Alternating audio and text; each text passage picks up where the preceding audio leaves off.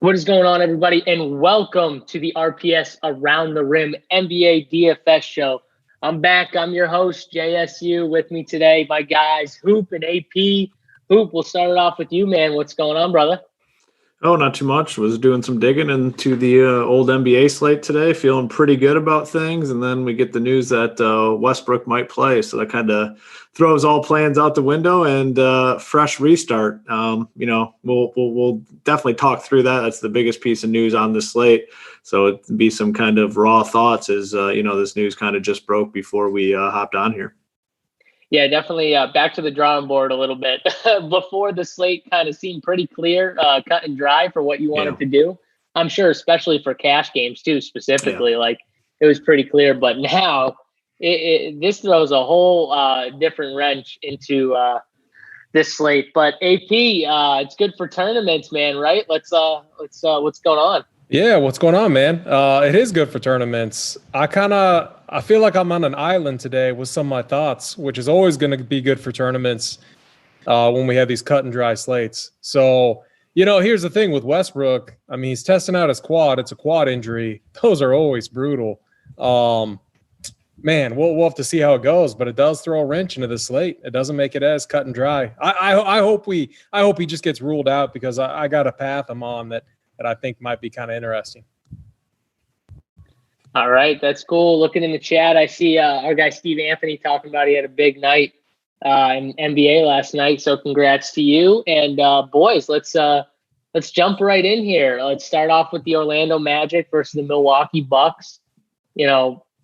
Interesting game here. Again, we've got obviously Giannis is a top play on the slate. I think from a safety standpoint, I think it's kind of clear that he's just been so consistent and he's a safe guy.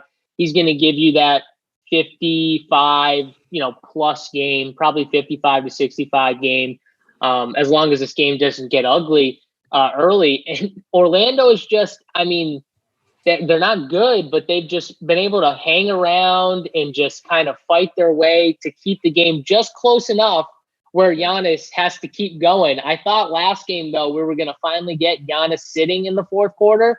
And then Orlando just decides, we're going to scrap back a little bit, fight back. And then Giannis, pops off and finishes with like 65. So, Hoop, let's start it off with you. I mean, from cash perspective, Giannis has got to be the top guy, especially with the Westbrook news now, right? Well, yeah. I was pretty set on just going hard in here today, over Giannis. Just attack that game. You just never know. There's 13-point favorites here. In the back of my mind, I'm thinking, we can still see these, some of those 26-minute Giannis games and blowouts. So it was pretty clear before the Westbrook news, if Westbrook does play, and I'm kind of leaning towards him playing, to be honest with you. Like we got the talk about him, I think it was late last night where they said, well, he's going to come back most likely before this series ends. And then he gets upgraded to questionable. And then the talk about he's going to test it out pregame and see if he can go. Like, if it's up to him, like he's playing, like, you know how athletes are. They're going to want to get out there. They're going to want to play. It's a 2-2 series. Maybe you can get the Rockets over the edge. So now this decision's a little tougher between Giannis and Harden, and with these games separated by 2.5 hours. And they've already said Westbrook news, he's going to test it out pregame. So we're not going to have this news. Got to make the decision. And it's a tough one. I haven't made it yet. It's definitely going to be one of those two. It's either going to be Giannis or Harden is the guy I spend up for. It's just a matter of, I'm going to do some digging after the show, and I'll definitely be updating my core plays and everything on the website. So that'll be the best spot to find my final thoughts. But, man, it's a tough decision. Maybe you guys can help me out here because I still just don't know what route I'm going to be going.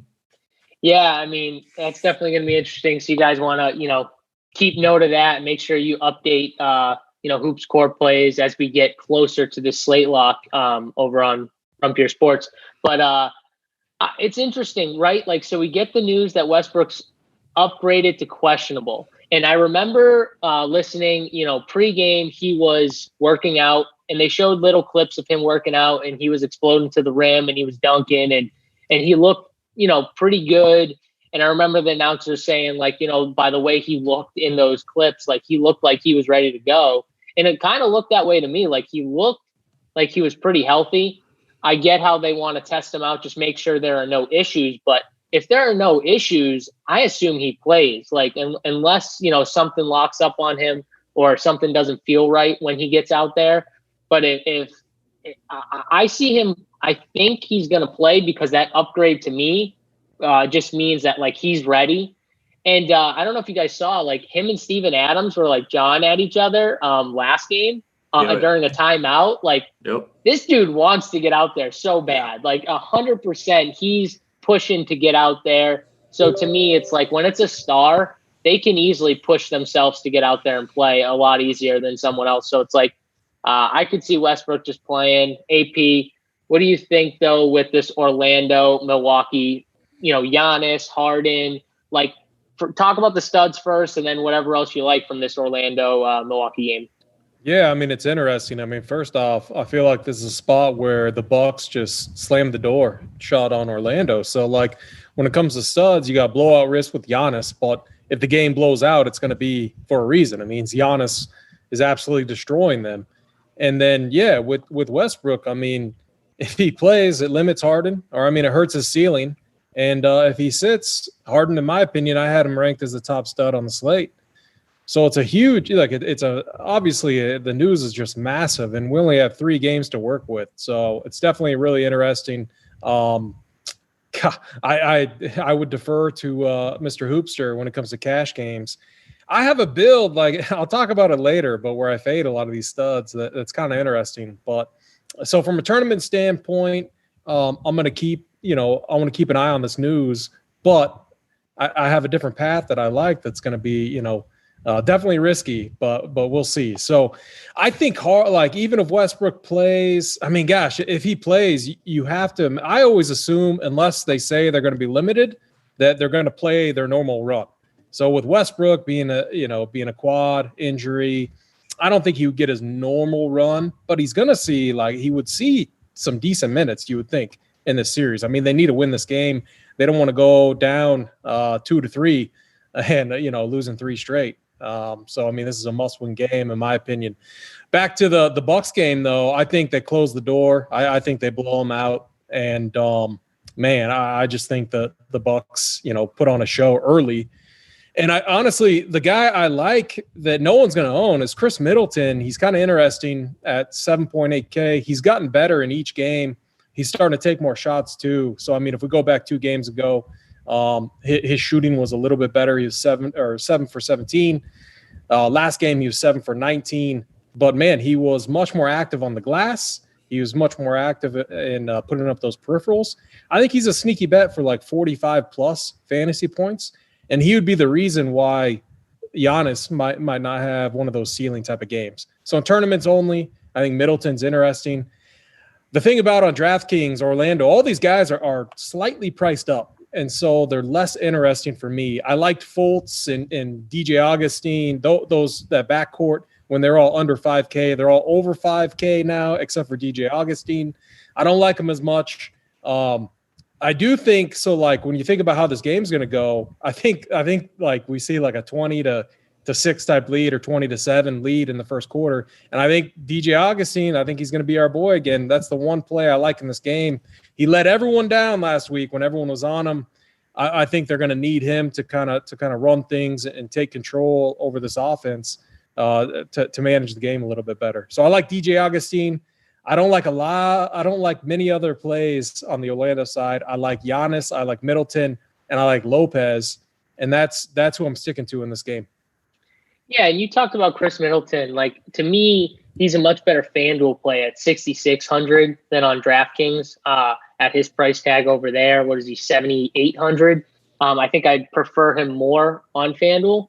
But I get what you're saying, that he has looked a little better. So, I mean, I don't mind him. I just think he's overpriced on DK or priced correctly if he's like normal Chris Middleton. Whereas on FanDuel, I think you're getting a value at that price tag. Personally, but I get the play. And I kind of agree with you that I think this is finally the game where Milwaukee could run away with this early and just keep them like down the entire game. I mean, Vooch has played incredible this series with center being weak, and it's only a 3-game slate. I have no problem with anyone playing Vucevic. 8,600 on FanDuel. That's still pretty cheap for what he's been doing. Like, I mean, he's definitely the top play, I think, over there. If you're just talking about from, a price standpoint and what he gives you for upside, I think he has the highest upside at center. But there's definitely downside because there is blowout risk, 100%. DJ Augustine, like last time, I mean, I get the play. I don't like this game, but if I was going to own a guard from Orlando, it'd definitely be DJ over Fultz. Fultz took 4 threes, went 2 for 4 from the field. It's the second time he's made 2 threes in this entire bubble.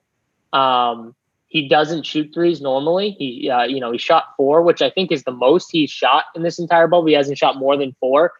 But other than that, I mean, like, he ran so good, and he was like also terrible, like committing silly fouls, and like he should have scored way more fantasy points if he wasn't committing dumb fouls, and he probably would have played more. But I still don't like him. People are going to chase the game that he had last game, and it's the first time he's put up over 30 in the playoffs. Like, I'm just going to stay away. I still stick to my stand, which is Marco Fultz is bad, and I'm just going to stick to that.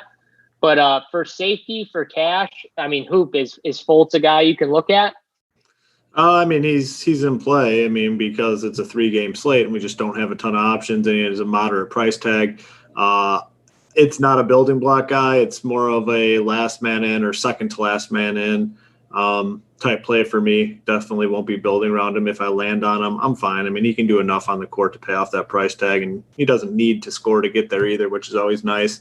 But from a cash perspective, really going to do my best to limit my exposure to this game with the pending Westbrook news, because these Rockets guys are still too cheap in my eyes. So, I don't want to lock myself into Fultz and Augustine and, any of these other pieces if Westbrook is out, because I want to load up on the Rockets today. So it's tough. I mean, we only have 3 games, and if Westbrook does end up playing, which like I said, I kind of think he does, we're going to be stuck gambling on, the Trailblazers keeping it close with the Lakers, which also doesn't seem very likely. So it's just a tough slate all around.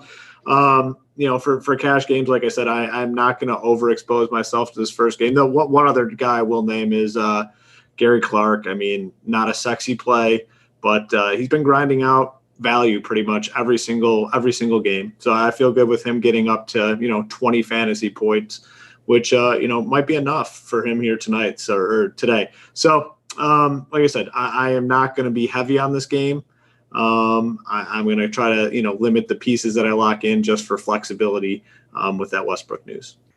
I want to bring up one other thing too. And AP, I'm going to bring this question to you. So on FanDuel specifically, at the point guard position, now we need 2 guys.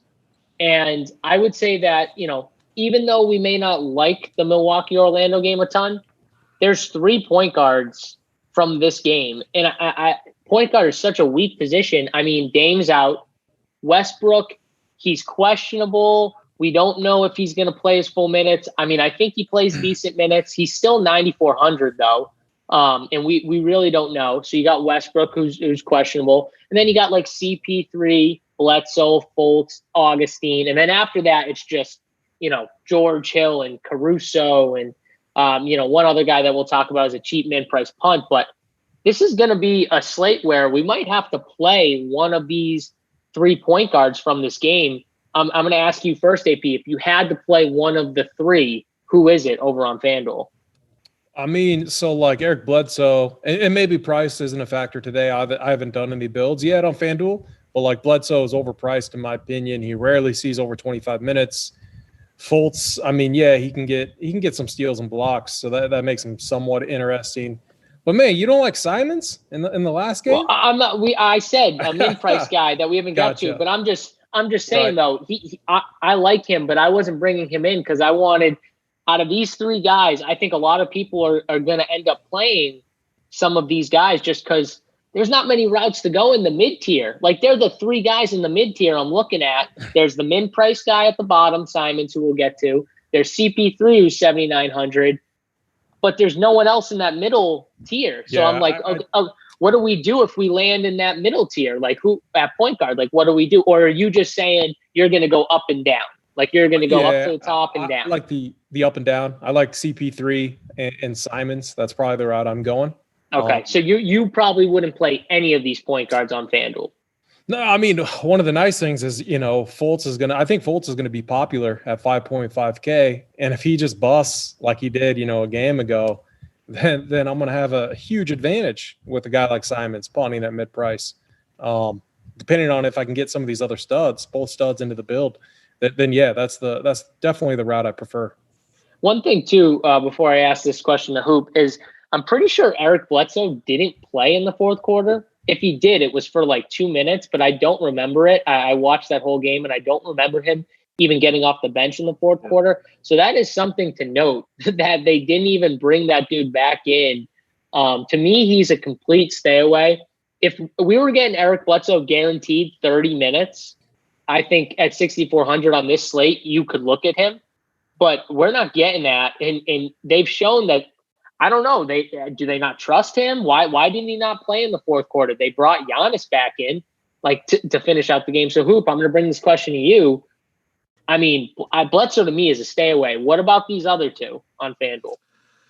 Yeah. So in terms of Bledsoe, I mean, I think they're just comfortable with him, not being on the court. I mean, let the ball stay in Giannis's hand down the stretch, and the minutes are just, man, like even in close, like if you're going to pay this price tag, it doesn't have a crazy price tag, but if you're in this mid 6K price range, I mean, you want guys that in a close game are going to get into the 30s, mid 30s for playing time, and he's just not guaranteed that. I mean, this could be a 5-point game with 2 minutes to go, and there's a decent chance his butt's still on the bench. Like, you definitely don't want that. They're content with him not being out there for a ton of minutes, so it definitely adds risk. With that being said, like, this would be like all these guys to me: Bledsoe, Fultz, Augustine. As a PG2 here, like, it would have to be a scenario where I am absolutely in love with every other piece of my lineup, and they just fit in as the last piece.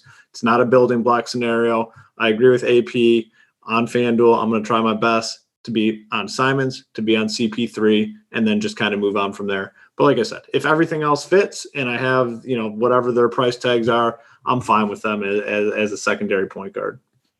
Yeah, that's exactly how I feel. It's got to fit perfectly, and you got to love your lineup if you're playing one of these three guys in it. So I agree with that. I think we covered this game pretty good. Let's move on to it was going to be the most popular game on the slate. I still think it's going to be the most popular game on the slate because, to me, this has the least amount of blowout risk in my eyes. So OKC Thunder versus the Houston Rockets. We obviously talked a little bit about the Westbrook news. Let's start there, though. Westbrook, he's questionable. We all think that he got upgraded. It probably means he's going to play as long as there's no serious complications with his injury when he tests it out. AP, I'm going to bring it to you first. Are you just kind of doing the wait and see approach, like see how many minutes they give him, or do you like him today? I mean, I definitely don't like him. I mean, I wasn't expecting he was going to play. So I was under the assumption that he wasn't going to play, but what happens though is if he plays decent minutes, it's gonna reduce Harden's ceiling, and Harden's price is he's priced at the point to where like he's priced assuming Westbrook would not be playing in this matchup. So like if he plays, technically Harden is overpriced, and all of these players would take a hit. I mean, who do you think moves to the bench? I mean, they got to roll out what? Westbrook. Gordon goes to the bench or starts? I think Gordon would go to the bench. It's either Gordon or House or something like that. Because Gordon's rotation, they've been pulling him. He's been the first one to hit the bench in that first quarter. So I think they're just gonna shift him to the bench. I think personally, like he has the biggest hit here with Westbrook coming back. 100% agree with that. Eric Gordon was the number 2 guy with Westbrook out. Now he moves to the number 3 guy. And that's a lot less shots than what he was getting. We were getting like 20 shots a game, right? We're not going to see 20 shots today from Eric Gordon if Westbrook's playing 30 minutes. I can guarantee you that. But AP, what else? Yeah, so Harden played almost every minute in this game, the last game. And if Westbrook's back, I think they go to more their normal rotation where he checks out a little bit early and then Westbrook's running the show when he's in. So, honestly, maybe he gives Harden like a little bit more rest, which maybe he can go a little bit harder in the game. It's a 3-game slate. I really think I don't know if I can't play Westbrook unless they come out and say he's a full go, no restrictions. Then it's really interesting going against his former team. But man, it's definitely a risky play. I really think up top, if you're spinning up, the question is between Giannis and Harden, and then maybe if you think the game stays close, like an Anthony Davis or LeBron. I'm undecided, but I think Westbrook shakes things up on the Rockets. I don't like Eric Gordon as much, like you guys said. Robert Covington at 5.7K. I still have some interest in him. His price is the one price that's come down quite a bit. And if Westbrook's in there, he's going to be running the point. Harden's going to be playing off the ball just a little bit more. Maybe it opens things up for Covington just a little bit. Yeah. This is tough. Like Westbrook, to me, I would love to play Westbrook on FanDuel where I have to play 2 point guards and it's weak because I think optimally everyone's going to play Simons and CP3.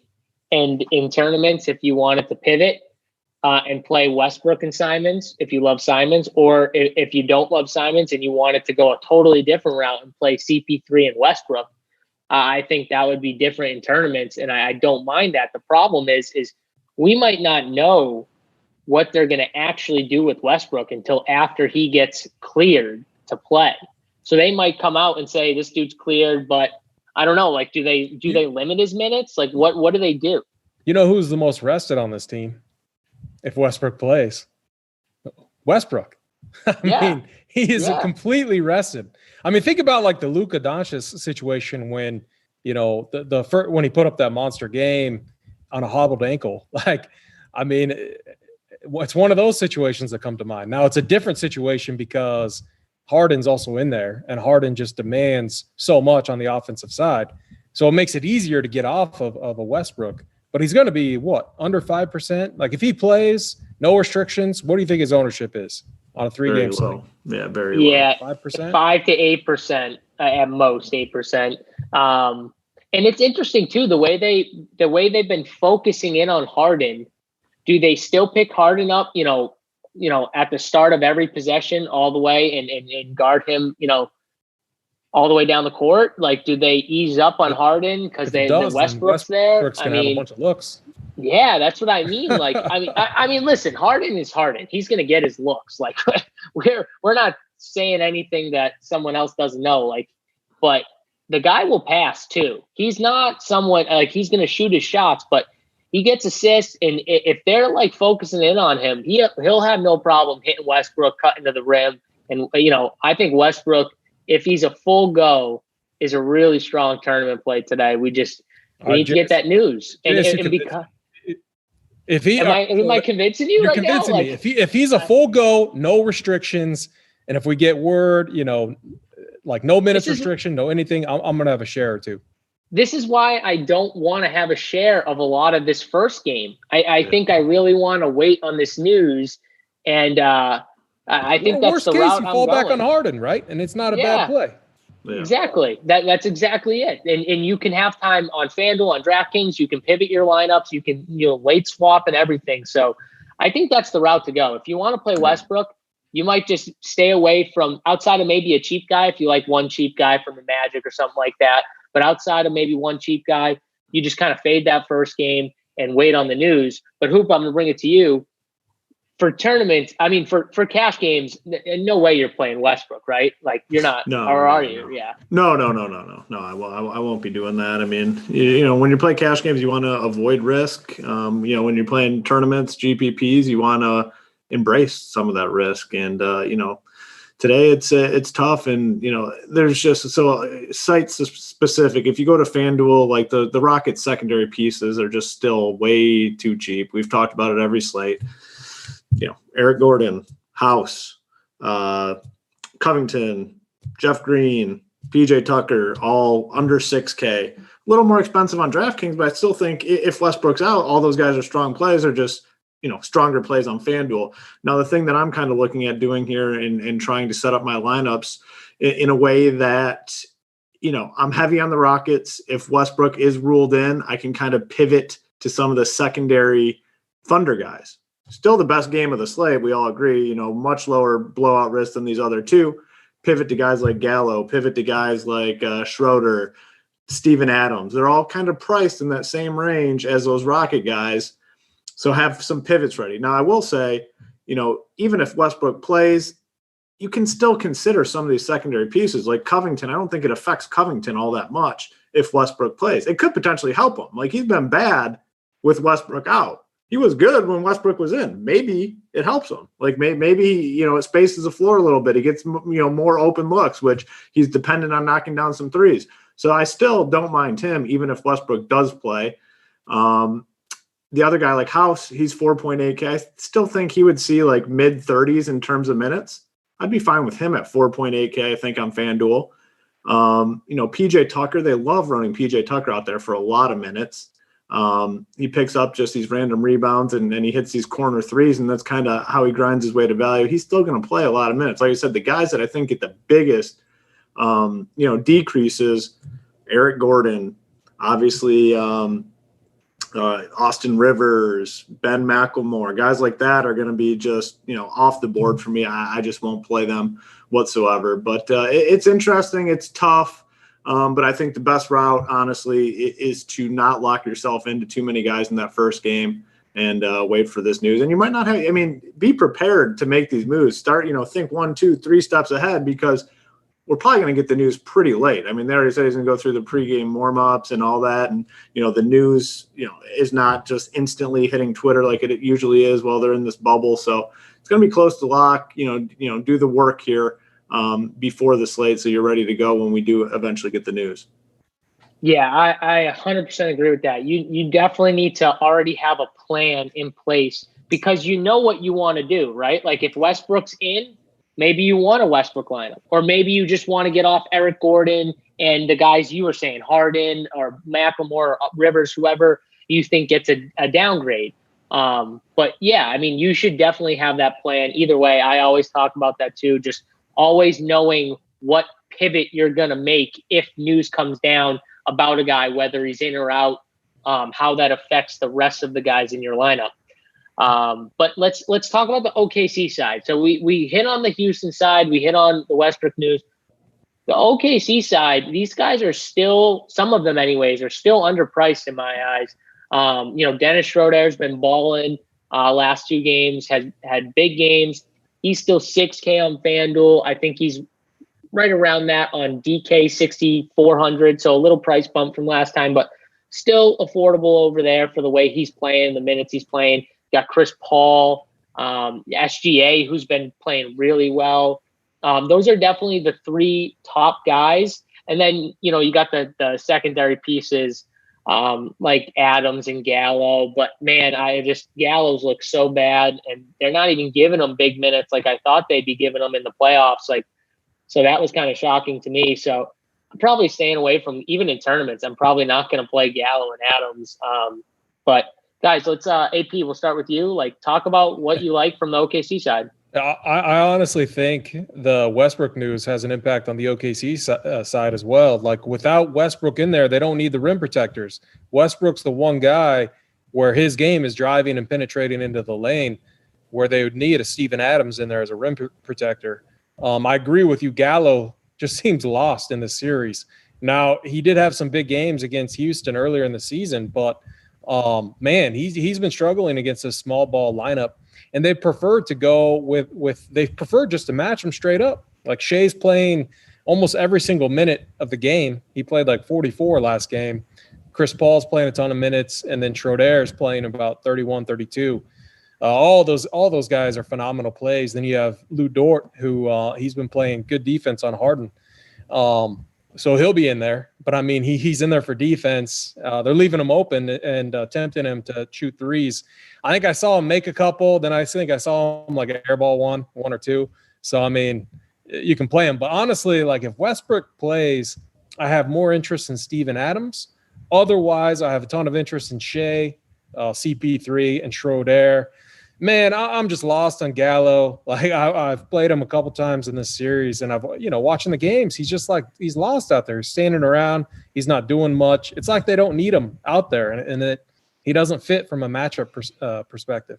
So but I'm keeping it just between those guys for sure.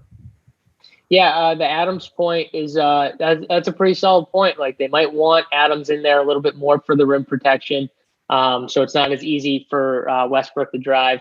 I can't wait for the first time Westbrook tries to dunk on Adams and Adams fouls him hard. Like this game's going to be so good if Westbrook plays. Let's talk about it. OKC side, from a cash perspective, is there one guard you're singling out as like a guy you really want from this OKC side? Or is it kind of like a toss up? They're all pretty solid plays.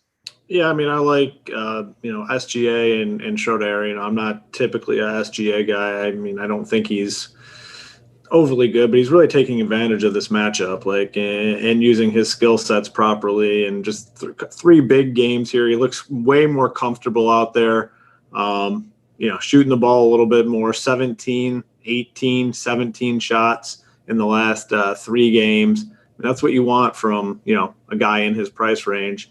It's a good matchup, like we said. So I think he's probably my favorite. I feel good with Covington. CP3 we already talked about. And then Gallo, I'm in lockstep with you guys. Just hasn't looked great. I mean, I would still be willing to play him because it's a moderate price tag for him. And, he can get hot and nail some threes. But, kind of that same scenario that we talked about earlier, like more of a last guy in, not a building block type play. And a guy I would consider a little bit more if I have my lineup set up to be Rockets heavy and I have to shift off that a little bit. If Westbrook does play, I'd probably end up on a guy like Gallo and feel okay with it. All right. Yeah. So for me, I think, Schroeder is still obviously undervalued on FanDuel to me at 6K. CP3 is a great play on FanDuel at 7,900 just because point guard is weak. But SGA has definitely played, I think, the best in the last 2 games, the most consistent in the last 2 games, him and Schroeder. So I think on DraftKings, if I had to take 2 of these 3 guards, I think I would take Schroeder and SGA. But you could play all 3 of them, honestly. Like on this slate, playing all 3 of them makes your lineup a little different because I think a lot of people are going to play 2 of the 3 and not all 3 in one lineup. So I think that's another way to make your lineup a little, contrarian from the field. But, let's move on, guys. We got the final game to talk about, the late game. The Portland Trailblazers. I'm going to take my L right now. It's not going to happen. The idea that Portland was going to beat the Lakers, I guess it was a bad idea. I'll take the loss on that. I got to join you. I got to double that up. I got to take the L2. Man, Portland felt so good at the beginning of the series. Not as good now. Dame's out. I mean, this series is over. But the question is, can the secondary pieces from Portland somehow keep this game close? To a Lakers team that's really dominated the last 2 games. They've just been dominant. And looked so much better. Anthony Davis went out with a back spasms last game. That was definitely precautionary. To me, they were already blowing him out. Like, why even risk it? LeBron was playing great. Like, they just took him out. They said he'll be ready for this game. So I don't worry about it too much. But Hoop, we'll start with you. I mean, you got to be a little concerned about blowout risk here, right? Yeah, I mean, they've smashed in the last couple of games here, and they lose Lillard, and that's obviously not a good thing. I mean, their offense is pretty dependent on Lillard. I will say though, I mean, Lillard's out, and he's been their entire team basically in this bubble situation. If they find a way to keep this game close, and by close, I mean it's just got to be basically within 20 points in the fourth quarter. That's kind of always the benchmark. Like once they get over 20, that's when it kind of gets to blowout and your guys miss minutes. They can keep it within 20. Some of these guys are going to have big games. CJ McCollum, to me, is probably the best tournament play on the slate. I mean, we've seen him in the absence of Damian Lillard just go absolutely bonkers. The risk of the blowout is what keeps him not out of play for cash, but it just adds a little bit more risk, makes him a little risky for cash. I'm not saying I won't play him because I think he is in play, but, it just adds a little bit of risk, that big blowout. So I think he's just suited perfectly as a tournament play. There's a couple other pieces that I'm pretty interested in. Trent Jr., I think it's a lot of minutes here. He's a guy we've seen have some big games. When he gets minutes, he should be able to, get a lot of shots up here. Mario Hezonja, I think, is going to get some time. He's only 3.5K on DK. I could see him playing into the 20s, and he's a producer when he's out there. Those are kind of the guys I'm looking at. But on the Portland side, like I said, it's CJ McCollum. I think a really, really good tournament play here. Yeah, I would agree with you. And it's funny, you talk about how CJ's not like a building block in cash, but normally when we get Dame out, I would assume CJ, is normally a building block when we get this situation, no matter who they're really playing, right? Like it doesn't even matter most times, but because there's big blowout risk, that is what's concerning you, even on a 3-game slate too. Let's think about that. So hopefully what we get is in tournaments, hopefully people even in tournaments are a little afraid of the blowout risk, which keeps his ownership from being 50% to maybe it's 30 or 25. Like that's what we hope for in tournaments. Cause I agree with you. He's a really strong tournament play. I hope he's not going to be highly owned. I don't think he will be at 8,100 on DraftKings, but I mean, you never know. I agree with you about Trent. Real strong play, especially on FanDuel, 4K, on FanDuel at 4K. That's good. I mean, 4,800 on DraftKings, little price difference there. But still like him. Simons is min price on FanDuel. He's like 4K on DraftKings. He's going to be strong. Melo, I think it's one of those scenarios where if you like this Portland team, if you're going to play more than like one or two of these cheap guys, I think you're going to stack this game up. Like, I think you got to play 4 of them, and you got to, 2 cheap guys and 2, Melo, Nurk, CJ, 2 of those guys. And you just got to hope this game stays close. Like, I think that's the way you do it. You bring it back with a stud, and it's easy to do when you got the cheap guys from Portland. Like you said, Hezonja is even in play as a cheap guy. So I think that's the way you do it in tournaments. AP, what are you thinking here with the Portland guys? Talk about, CJ first, and then anyone else you like.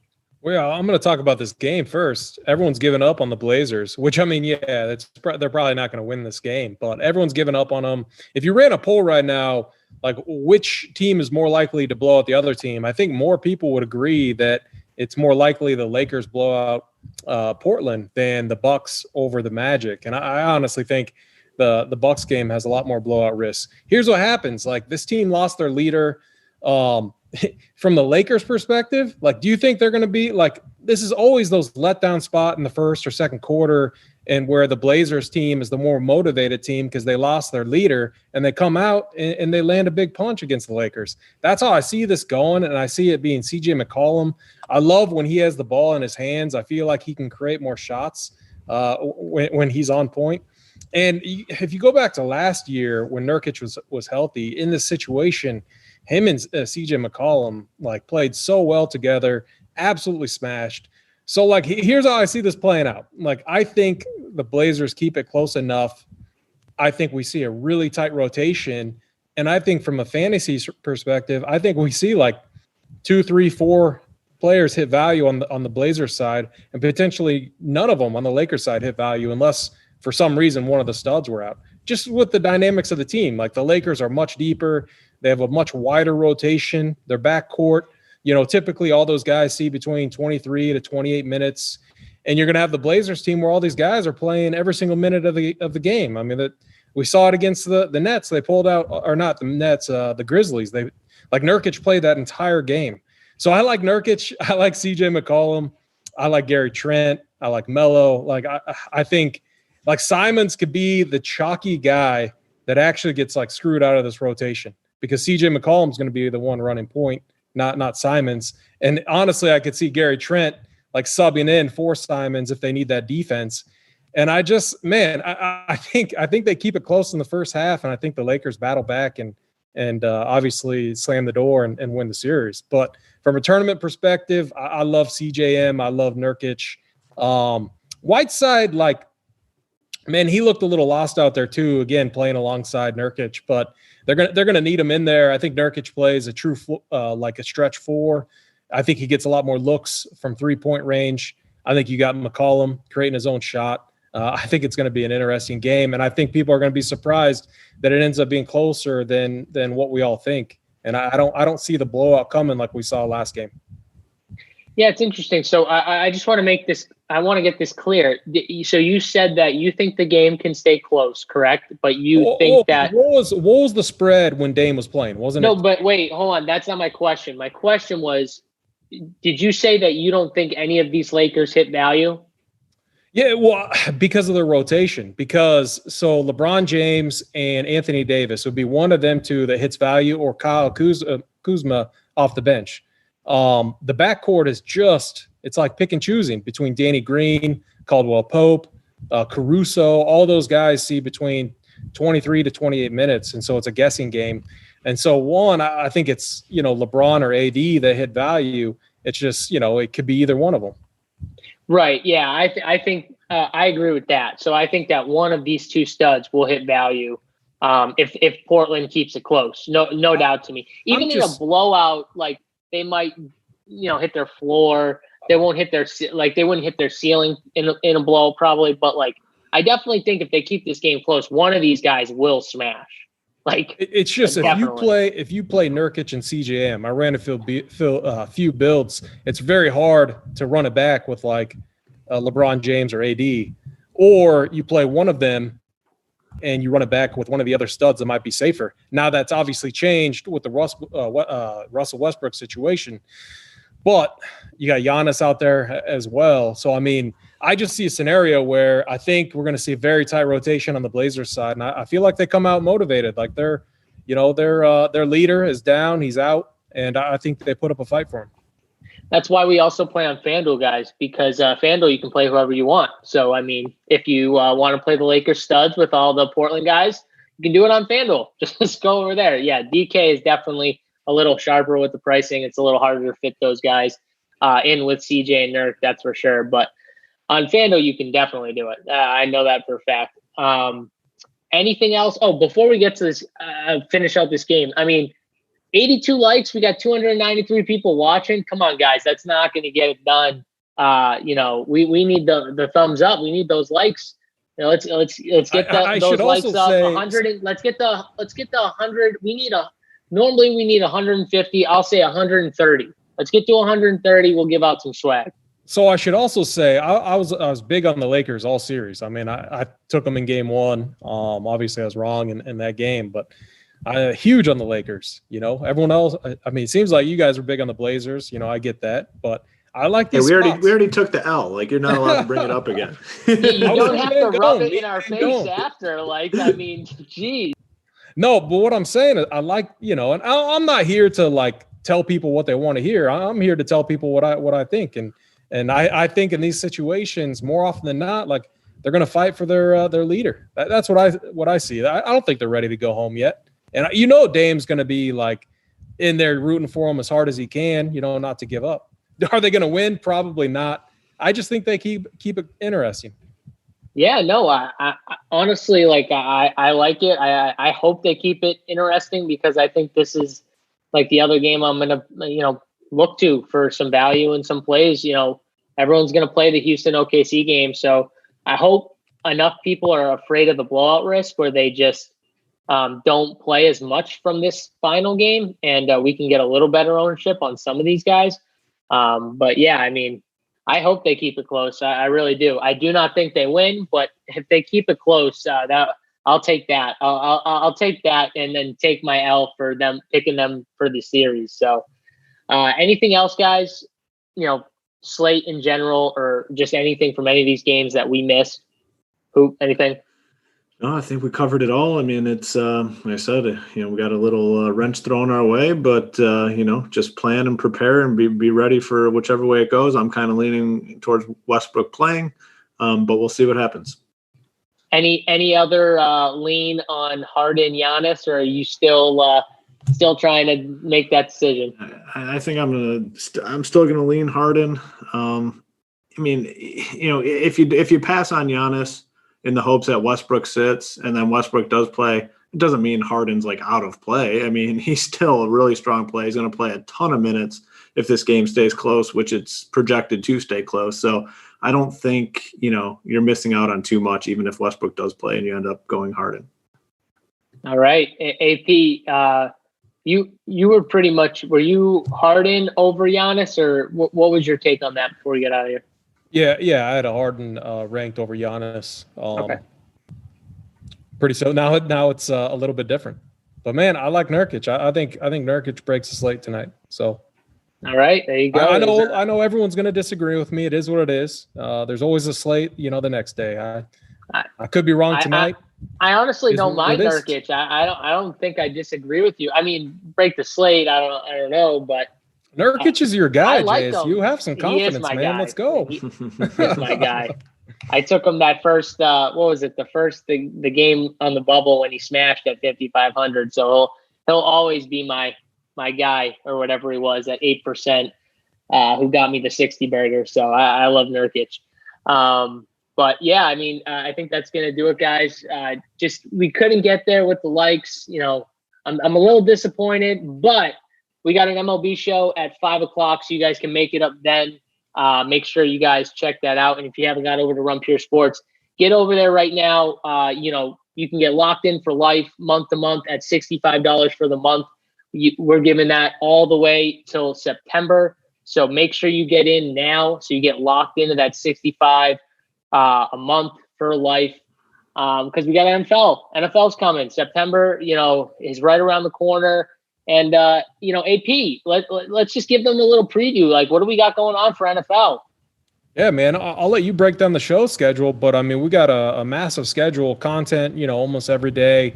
We're going to have article breakdowns, game-by-game breakdown. That'll be very thorough, 100% from a DFS perspective, how to handle those games. All the showdown slates are going to be covered.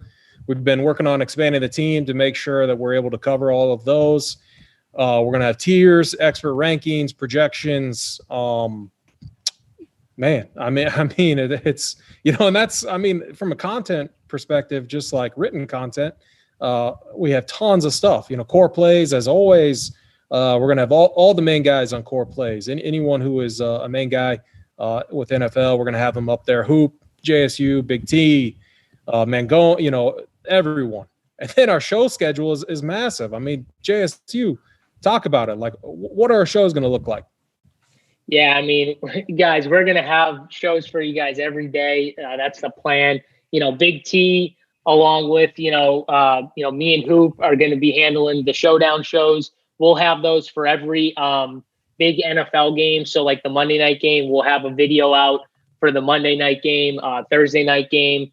The Sunday night game, we'll have a video recorded on Saturday. So that'll be out for you pretty much Saturday, sometime during the day. You'll be able to watch it, all Sunday for the showdowns, just for those showdowns for NFL. And then we've just got, podcasts, early look podcasts coming out. That'll be free. Positional short video breakdowns where we break down position for NFL. Those will be out.